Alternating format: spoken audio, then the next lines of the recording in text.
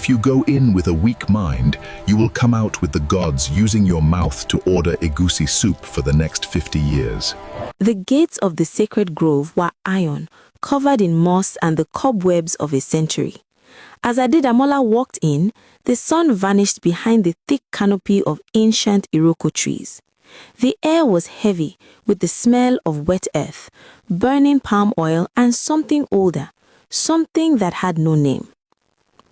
Bamidele had set guards at the entrance. His orders were unspoken but clear. Make sure he doesn't come out. Inside, Adedamola had no food, no water, and only a small palm oil lamp. He had his father's old cap, the one his mother had sent, and a pocket knife. The first night, he heard whispers. They sounded like his father, but also like 1,000 other voices. They asked him questions. Why did you wait so long? Why did you let a stranger sit on our stool? Do you even know our names?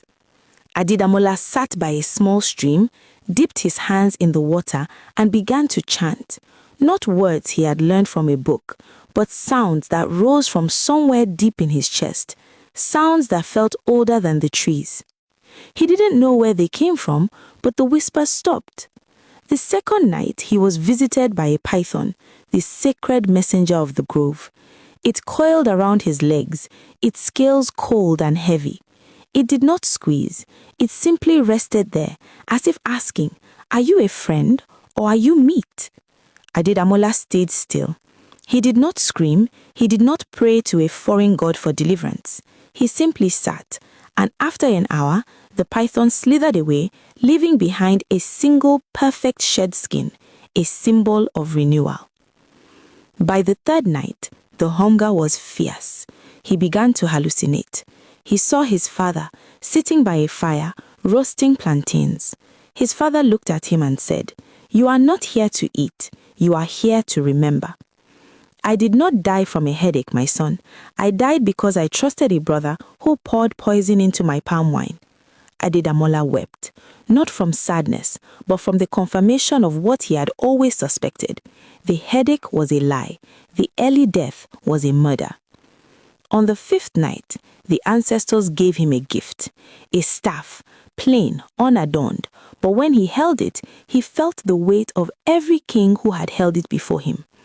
They spoke to him as one. A king who does not know his enemy is a dead king. A king who does not forgive his enemy is a tyrant. Find the balance, or the throne will consume you. On the seventh morning, when the guards outside had already started betting on which animal would drag out his corpse, the iron gates creaked open. Adedamola walked out. He was thin, his clothes were torn, his hair was matted, but his eyes were different. They were not the eyes of the boy who had gone in. They were the eyes of his father and his grandfather and 100 kings before him. They were calm. They were absolute. He walked past the stunned guards who dropped their rifles. He walked through the palace gates where servants fell to their knees. He walked into the council chamber where Bamidele was hurriedly shredding documents. You are mad," Bamidele stammered. "This proves nothing. You are a madman who survived a week in the bush." Adedamola raised the staff. A wind swept through the chamber, blowing the shredded papers out of Bamidele's hands. "I am not mad, uncle," Adedamola said, his voice resonant and steady. "I am crowned. The ancestors have spoken. But they also told me something else. They told me about the palm wine. They told me about the poison. They told me how you killed your brother." The room erupted. The new Balogun reached for his sword, but before he could draw it, the old soldiers, the ones Bamidele had retired, filled into the chamber, led by the original Balogun, who was very much alive and very much armed. "We have been waiting." The old Balogun pointed his sword at the new one. "For 15 years. Nobody can stop me from being king. Not even my brother." Bamidele was on his knees. The evidence was overwhelming. The palace physician, who had been bribed to remain silent for 15 years, finally confessed. The poison was Ase, a slow-acting toxin derived from a rare tree in the grove. Ironically, the same grove Adedamola had just conquered. The kingmakers were now the old kingmakers again. The usurpers had fled or been arrested. The people of Ife-Ijebu gathered outside the palace, chanting Adedamola's name. But Adedamola sat on the throne, his father's throne, and looked at his uncle. "You killed my father," he said, not as an accusation, but as a statement of fact. "You exiled my mother, you stole my childhood, you turned my kingdom into your personal business. What do you have to say?" Bamidele, for the first time, looked small. The crown was gone from his head. The agbada that once made him look regal now made him look like a man wearing borrowed clothes. I wanted it. I wanted it so badly. I was older. I was smarter. I had the degrees. When your father became king, I felt like the world had made a mistake. And then, the more I sat on the throne, the more I believed the mistake was mine to correct. I convinced myself I was doing what was best for the kingdom. Was it best for the kingdom to murder its king? Adedamola asked. Bamidele looked up, tears streaming down his face. "No, I have been a coward. I have been a thief. I have been a murderer."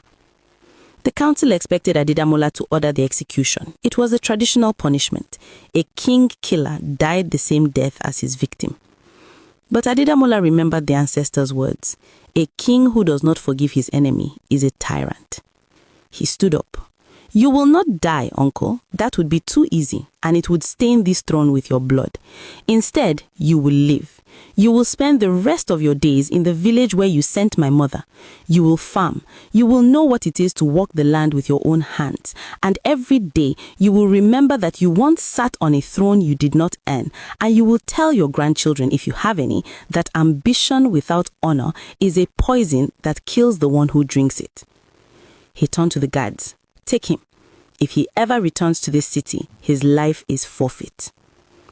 As Bamidele was led away, Labella, who had been hiding behind a curtain, ran out screaming about her furniture being confiscated.